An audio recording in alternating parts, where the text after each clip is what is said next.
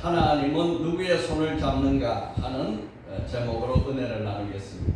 마태복음 14장은 예수님이 공생애를 시작하고 약 2년이 지난 때에 연속해서 일어난 두 가지 이적을 기록하고 있습니다. 첫째는 베사다 광야에서 500여의 기적을 행하셨는데, 이 500여의 기적은 베사다 광야에 많은 무리들이 모여서 굶주린지라 예수님께서 물고기 2마리와 떡 5덩이를 가지고 축사하시고 기적을 베풀어서 그 많은 사람이 배불리 다 먹이는 기적이 일어났습니다. 이 기적을 본 많은 무리들이 예수님을 임금으로 삼아야겠다. 이제 6월절이 가까웠으니까 예수님을 임금으로 삼자, 이렇게 생각하고 웅성대고 있을 때 제자들도 예수님을 따라서 2년이나 훈련을 받았지만은 예수님을 정치적인 메시아로 생각했습니다. 그래서 예수님이 언젠가 이 이스라엘의 왕이 되어서 로마로부터 우리를 독립시켜 줄 것이다, 그때가 지금이 되었다, 이렇게 생각하고 제자들과 무리가 마음을 합쳐가지고 어떤 생각을 하고 있을 때 예수님께서 그 무리와 제자들을 떼놓기로 작정을 하시고 제자들을 먼저 배를 타고 건너편으로 가게 하시고 무리들을 흩어서 다 보내신 뒤에 예수님은 산 위에 올라가서 홀로 기도를 하셨습니다. 이것이 있은 후에 바로 이어서 오는 말씀이 오늘 본문 두 번째 기적입니다. 제자들이 배를 타고 갈릴리 바다를 가는데 바다 한가운데서 풍랑이 일어가지고 얼마나 바람이 거세게 부는지 아주 큰 고통을 당하고 있을 때에 예수님께서는 그때도 저녁부터 새벽까지 계속 기도를 하고 있었습니다. 24절에 보니까 배가 이미 육지에서 떠나 수리가 떠나서 바람이 거스름으로 물결로 말미암아 고난을 당하더라. 여러분, 우리가 이 세상 사는 것은 고해라고 합니다. 우리가 이 세상에서 얼마나 많은 고난을 당하는지, 가난으로부터 고난 당할 때도 있고, 질병의 고난을 당할 때도 있고, 사고를 통해서 고난을 당할 때도 있고, 여러 가지 원치 않는 고난을 당해서 우리가 어려움을 당하는 것이 이 세상입니다. 12월 10일자 동아일보 신문에 보니까 코로나 누진 확진자가 50만 명이 됐어요. 우리 국민 1%가 코로나 확진자였습니다. 하루에 36명이 사망을 하고 100명 이상 이 사망이 늘어날 것으로 예측하고 있고, 또 하루에 교통사고도 11명씩 매일같이 사고가 일어나서 사망을 당합니다. 얼마나 이 세상에는 환난과 풍파가 많은지 모릅니다.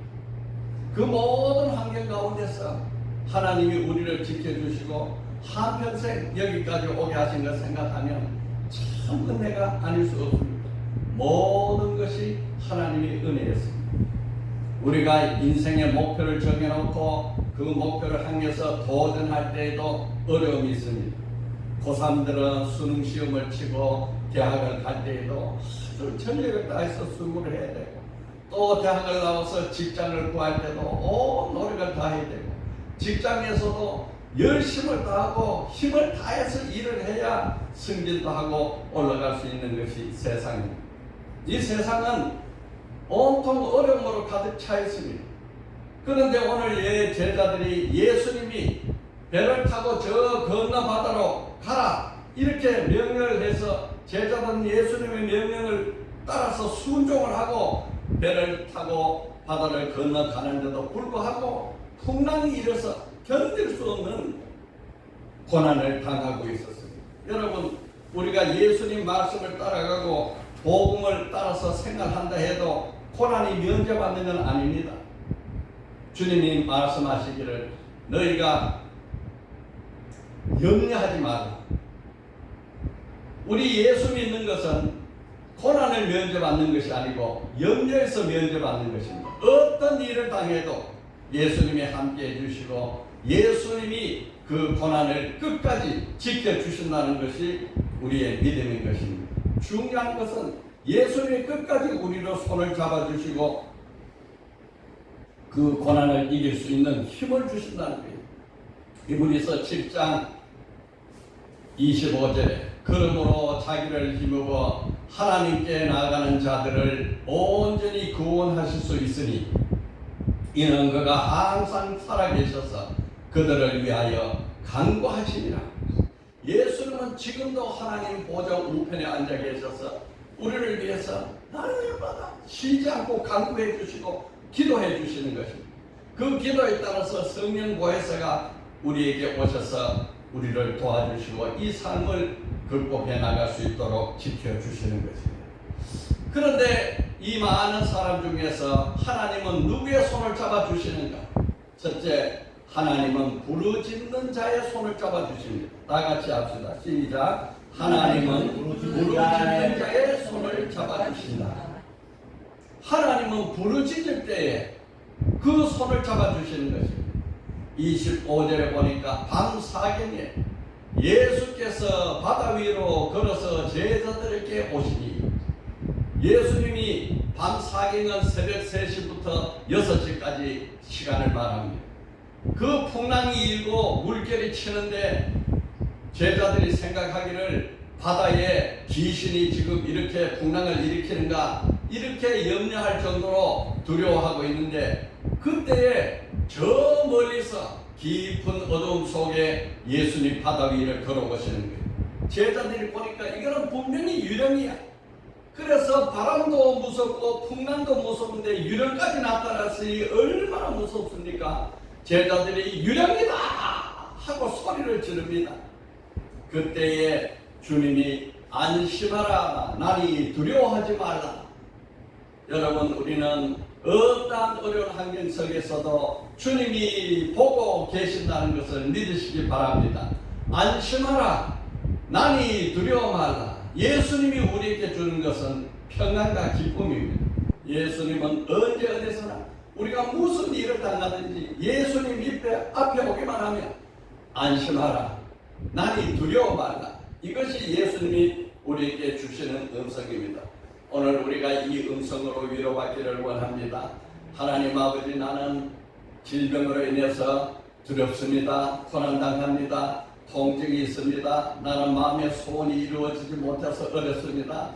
그때 주님의 음성 들으시길 바랍니다. 안심하라 나니 두려워하지 말라. 하나님은 어제나 오늘나 영원토록 우리 주님은 동일하셔서 우리에게 가까이 계십니다. 제자들이 밤에 배를 타고 건너갈 때에 예수님은 산 위에서 홀로 기도하고 계셨습니다. 그러면서 그 제자들이 고난당하는 것을 다 알고 계셨어요. 지금도 우리가 이 세상 살아갈 때에 우리가 고난당하고 어려운 형편들을 예수님은 하늘 보좌에서 기도하고 계시면서 우리에게 힘을 주고 도와주시면서 하시는 말씀이 안심하라 나니 두려워하지 마라. 여러분 두려움은 마귀가 주고 평안과 기쁨은 하나님이 주시는 것입니다. 우리 마음속에 어떤 환경에서라도 평안과 기쁨이 내 마음을 지켜주기만 하면 주님의 기적의 역사는 일어나는 것입니다. 아멘. 그때 베드로가 주여 만일 정말로 주시면은 나도 물 위로 걸어오게 하라 하소서. 베드로는 항상 용감하고 담대하고 앞장서기를 좋아했습니다. 주님이 걸어오신다면 나도 주님 앞으로 걸어갈 수 있지 않겠습니까? 그랬더니 베드로가 베드로에게 예수님이 오라 이렇게 하는 거예요. 이 베드로가 주님에 향한 사랑과 신뢰는 절대적이었습니다. 주님이 오라 하면 나도 바다 위를 걸어갈 수 있겠다. 여러분 우리가 풍랑이 심하고 환난이 많고 어려움이 많다 할지라도 주님이 오라 하면 우리는 갈 수 있는 것입니다. 주님이 오라 하시니 베드로는 너무나 기뻤어. 지체하지 아니하고 그 배에서 풍덩 떨어져서 물 위로 떨어져서 예수님께 걸어가고 있었어요. 예수님이 걸어가다가 보니까 갑자기 바람은 불고 풍랑은 이는데 환경을 보니까 야, 이 큰일 났다. 내가 물 위를 걷구나. 이런 두려움의 마음이 들자마자 베드로가 물속으로 빠져들어가고 있었습니다. 그럴 때 베드로가 소리를 지릅니다. 주여 나를 구원하소서. 여러분, 우리가 이 세상 살아갈 때에 주님을 바라보면 환경을 극복하고 그 위를 걸어갈 수 있지만 환경을 보면 그 환경 속에 빠져든다는 사실을 오늘 우리에게 가르쳐 줍니다. 여러분, 오늘 우리는 누구를 바라봅니까? 환경을 바라보면 우리는 낙심하고 좌절하고 실패하고 두려워할 수밖에 없습니다. 그러나 주님을 바라보면 모든 환경을 이기시고 극복하시고 환경을 다스리는 주님께서 우리를 기적의 주인공으로 만들어 주시는 것입니다. 주여 나를 구원하소서. 여러분, 모든 문제의 해결은 바로 기도로부터 오는 것입니다. 기도하면 문제는 해결됩니다. 시편 50편 15절에 환난 날에 나를 부르라. 내가 너를 건지리니 내가 나를 영화롭게 하리라. 여러분, 우리가 환난 당합니까? 목표가 있으나 어려움이 많습니까? 환경이 용납해 주지 않습니까? 그때 주여 나를 도우소서. 내가 주님을 구합니다. 주님을 바라봅니다. 하면은 하나님께서 우리를 건져주셔서 야, 하나님은 살아계셨다. 하나님이 나를 도우셨다. 하나님이 하셨다. 그래서 하나님이 영화롭게 되는 거예요. 이것이 하나님의 기쁨이시고 우리의 삶 속에 하나님이 살아계신다는 것을 확증해 주시는 것입니다. 주님께서 부르짖는 자에게 즉시 손을 내밀어 붙잡아 주셨다. 여러분, 예수님은 지체하지 않습니다. 31절에 보니까 예수께서 즉시 손을 내밀어 그를 붙잡으시며 이르시되 믿음이 작은 자여 어찌하여 의심하느냐. 이 베드로가 물속에 빠져든 것은 그 강력한 믿음으로 주님이 오라 하면 내가 바다 위를 걸어갈 수 있다고 생각해서 걸었는데 그 마음속에 의심이 드는 거예요. 믿음이 적어지고 의심이 커졌어. 하다 내가 어떻게 사람이 무리를 걷나? 이것은 있을 수도 없지. 이런 의심이 들자마자 그 의심대로 베드로는 물에 빠지게 되었습니다. 여러분, 우리의 신앙생활에 있어서 최대의 적이 뭡니까? 그 의심입니다. 오늘 우리가 의심치 않고 믿기만 하면 놀라운 기적의 역사가 일어날 것입니다. 내 안에 중한 병이 있어서 의술로도 안 되고 내 입으로도 안 되고 고칠 수 없는 병이라고 생각하십니까? 그보다도 더 크신 하나님, 병을 다스리시는 하나님, 그 하나님을 바라보기만 하면 나는 극복하고 나갈 수 있는 것입니다. 여러분, 우리가 그 목표를 가지고 있습니까? 나는 지혜도 부족하고 지식도 부족하고 시간도 부족하고 능력도 부족하다고 생각하십니까? 그러나 하나님은 말씀하시기를 무능한 자에게 힘을 다하시고 피곤한 자에게 능력을 주신 하나님, 여호와를 악망한 자에게 셈을 주시라 했습니다. 주님만 바라보면 우리는 모든 환경을 이길 수 있는 큰 힘을 얻습니다. 우리가 무엇을 바라보느냐에 따라서 우리의 삶은 달라집니다. 여러분, 우리가 믿죠. 믿음의 생활은 좋은 일입니다. 이 세상은 믿음으로 되는 것입니다. 특별히 하나님은 우리에게 믿음으로 되는 놀라운 영적 법칙을 허락해 주셨습니다. 그런데 이 믿음의 가장 큰 장애가 의심이에요. 의심마귀가 우리 믿음을 다 흩어버리고 깨어버리고 믿음을 작게 만듭니다. 여러분, 우리 믿음이 의심으로 작아지지 않기를 예수님을 축복합니다. 기도하고 부르짖고 믿음이 크면 클수록 기적은 크게 일어나는 것입니다. 야고보서 1장 5절에서 8절을 보니까 너희 중에 누구든지 지혜가 부족하거든 모든 사람에게 후히 주시고 꾸짖지 아니하시는 하나님께 구하라. 그리하면 주시리라. 오직 믿음으로 구하고 조금도 의심하지 말라. 의심하는 자는 마치 바람에 밀려 요동하는 바다 물결 같으니 이런 사람은 무엇이든지 주께 얻기를 생각하지 마라. 두 마음을 품어 모든 일에 정함이 없는 자고, 우리가 신앙생활을 함에 있어서 날마다 기적 같은 삶을 우리가 살 수 있는데도 불구하고 내 삶에서 기적이 일어나지 않는 것은 두 마음. 성령이 주는 믿음의 마음, 마귀가 주시는 의심의 마음, 이 두 마음이 내 안에 있어가지고 기적을 베풀어 주시는 전능한 하나님이 나의 일에 간섭을 하지 못하십니다. 여러분, 오늘 우리는 모든 문제를 하나님 옆에 내놓고 맡기시기를 바랍니다. 주님이 해결하십니다. 주께서 말씀하시기를 너희가 이 산을 들어서 저 바다에 던지라 하고 너희 말하는 것이 그대로 될 줄 믿으면 그대로 되리라. 그러므로 주님이 말씀하시기를 너희가 무엇이든지 기도하고 구한 것은 받은 줄로 믿으라. 그리하면 그대로 되리라 그랬어요. 여러분, 우리의 가장 큰 적이 의심입니다. 우리 마음속에 이 의심을 내어 쫓아야 돼요. 하나님 아버지, 내가 이 병에서 고침받기를 확신하고 믿습니다. 기도했습니다. 그 믿음이 크면 고쳐집니다. 그런데 의심마귀가 들어와가지고 야, 네 병이 얼마나 중요한지 몰라? 네 병이 어떻게 고쳐지지? 의심이 드는 순간에 우리의 믿음은 차가지고 기적은 없어져 버리고 마는 것입니다. 예수님께서 믿음이 작은 자여 어찌 의심하느냐? 왜 의심하느냐? 여러분, 우리는 기도하고 부르짖을 때 의심 없는 믿음을 가지시기를 바랍니다. 의심 마귀는 어떻게 내쫓았습니까? 예수 이름으로. 의심의 마귀야 떠나갈지어다. 두려운 마귀야 떠나가라. 예수의 이름으로 명하노니 내 믿음을 약하게 하는 의심 마귀는 떠나갈지어다.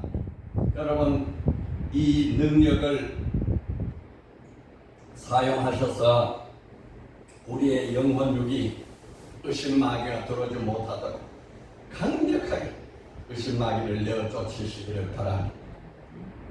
이 예수님과 베드로가 그렇게 해서 손을 잡고 배 위를 오르는데 오르자마자 바다 물결이 잔잔해지는 거예요. 야, 그렇게 풍랑이 거세더니 어떻게 갑자기 바람이 잔잔해지느냐. 이 기적을 보고 제자들의 영리 눈이 떠졌어요. 야, 우리가 지금까지 2년간 따라다니는 우리 예수, 우리 주님은 천지 만물을 다스리는 정말로 하나님의 아들입니다.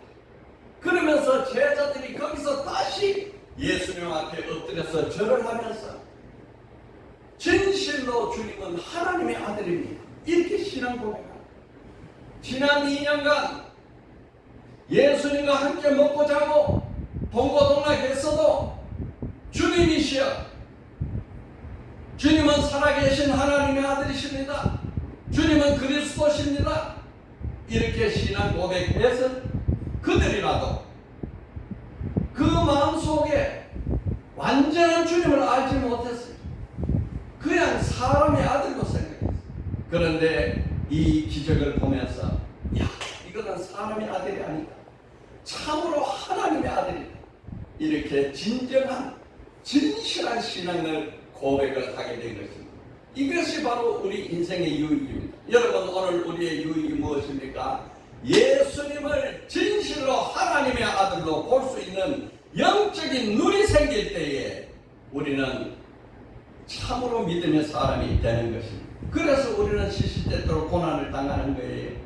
시편 119편 71절에 고난 당한 것이 내게 유익이라 이로 말미암아 내가 주의 윤례를 배우게 되었나이다. 여러분, 고난을 통해서 하나님을 알게 되고 고난을 통해서 주님을 알게 되는 것입니다. 여러분, 오늘 우리가 어려움 속에 있습니까? 야, 주님 만날 좋은 기회가 왔다. 이렇게 생각을 바꾸시기를 바랍니다. 오늘 나에게 문제가 있습니까? 야, 주님 만날 기회가 왔다. 내가 이것을 주님 앞에 부르짖어서 주님이 이 문제를 해결하시기를 원하나이다. 이렇게 마음이 바뀌고 부르짖기만 하면 그 삶 속에 주님이 개입하신단 말이에요. 주여 오시옵소서, 내 삶에 개입해 주시옵소서, 내 문제를 주님이 맡아서 해결해 주시옵소서. 수고하고 무거운 짐진 자들아 다 내게로 내가 너희를 쉬게 하노라. 여러분, 주님은 우리와 애쓰고 수고하는 걸 원치 않습니다. 주님께서 인생으로 고생하게 하시고 근심하게 하는 것은 본심이 아니라 그랬어요. 왜 우리가 고생하고 근심해야 됩니까? 그 일을 통해서 하나님을 만날 수 있기 때문에 그렇습니다. 여러분, 오늘 우리에게 어떤 문제가 있을지라도 지금은 주님 만날 때가 왔구나. 주님 옆에 부르짖어서 이 문제를 주님 문제로 돌려놔야겠다.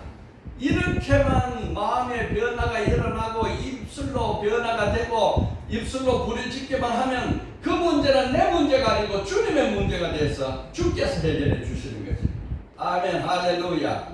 요한복음 14장 13절 14절 우리 다 같이 읽어봅시다.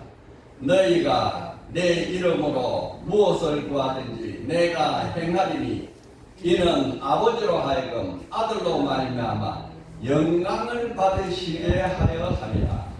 내 이름으로 무엇이든지 내게 구하면 내가 행하리라. 여러분, 우리가 왜 수고하고 했습니까?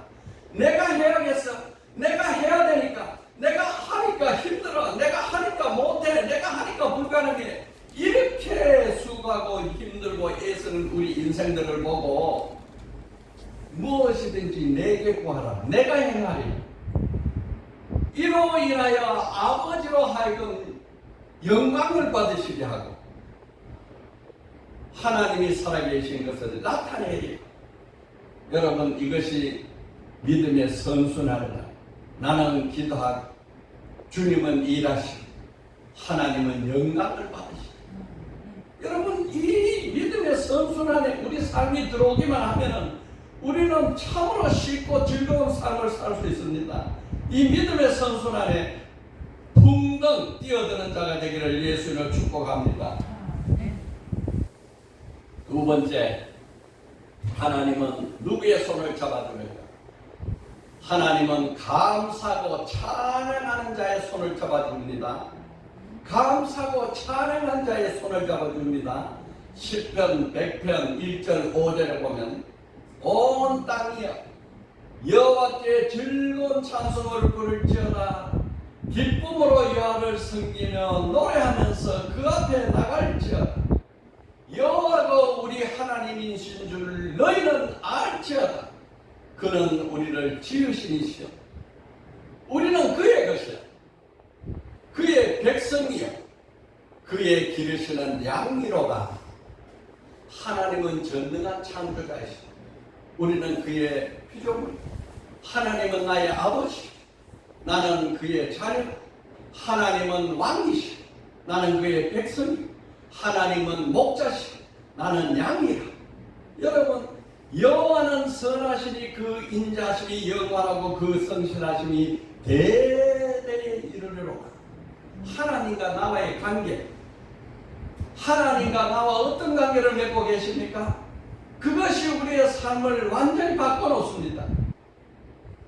여러분 잘 아는 강영구 박사 간증은 이렇습니다. 그는 1943년 4년 경기도 양평에서 태어났습니다. 14살 때 아버지가 돌아가시고 15살 때 추운 겨울날에 축구를 하다가 축구공이 눈에 부딪혀가지고 실명이 되었습니다. 그 눈을 고칠 수 있으라고 생각했는데 그 어머니가 이 아들을 데리고 모든 안과 모든 병원 전국 좋다는 거 다 다녔습니다. 그런데 망막이 분리됐어요. 망막박리라 그래요. 그래서 2년간 수고하기 위해서도 전혀 진천이 없고 완전한 실명이 되고 명인이 되어버렸습니다. 어머니는 아들의 병을 고치려고 그렇게 무진 애를 쓰고 노력하고 수고했는데 결국은 뇌졸중으로 돌아가셨어요. 충격으로. 그래서 이 가정은 갑자기 고아들이 됐습니다. 형제는 뿔뿔이 흩어지고 본인은 장애인 재활원으로 들어가고 여동생은 고아원으로 들어가고 남동생은 철물점으로 가고 온 가족이 폐사됐어요. 이 장애인 재활원에서 신앙생활을 하게 됐어요. 거기서 예수를 만나게 됐습니다. 어느 날 예배 시간에 목사님이 말하는데 너희가 갖지 못한 한 가지 때문에 불평하기보다 가진 건 10가지를 감사하라. 갖지 못한 거 맹인 눈빛이 잃어버린 거 한 가지 불평하기보다 사지가 멀쩡하고 팔다리가 있고 입과 귀가 멀쩡한 것에 대해서 감사하라. 이렇게 목사님의 설교를 듣는 순간 이 강영육 박사 마음속에 큰 울림이 왔어요. 그렇지, 내가 눈에 빛을 잃어도 아직 가진 것이 너무 많아. 그래서 그는 뒤늦은 나이에 맹인학교 중등부에 들어가서 공부를 하기 시작했습니다. 점자를 배우고 신앙생활을 하고 이렇게 가진 것에 대해서 감사하기 시작했어요. 내가 가진 것이 무엇이냐? 없는 것은 하나님이 가져가셨으니까 불평하지 말고 가진 것에 감사하자.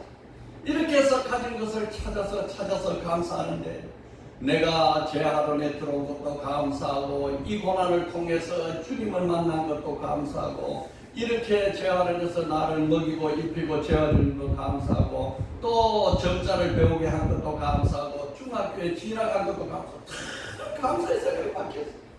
그런데 이런 생각을 하면서 1년이 지날 때에 그 재활원에 여대생들이 이 자원봉사자들이 와서 그 맹인들을 도와줬습니다. 그런데 자기를 도와준 그 맹인 대학교 영문과 여대생이 나이도 저보다 많죠. 그런데 1년 동안 이 강영욱이 맹인을 아주 감사듯이 돌봤습니다. 그런데 이 맹인이 자기를 지극정성으로 사랑으로 도와주는 이 여대생을 갖다 누님이라고 불렀어요. 누님. 그래서 이 두 사람은 6년간 누님과 동생 사이로 이렇게 관계가 아주 서로 사랑하게 됐습니다.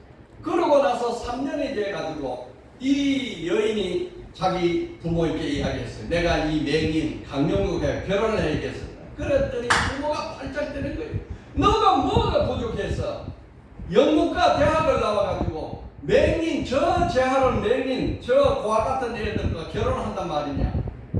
그러나 끝까지 우겨서 이 여인과 결혼을 하고 그 후에 34년간 부부가 생활해서 두 아들을 놓고 잘 살았습니다. 이 강영욱이가 이 여인을 만나고부터 용기가 생겼어요.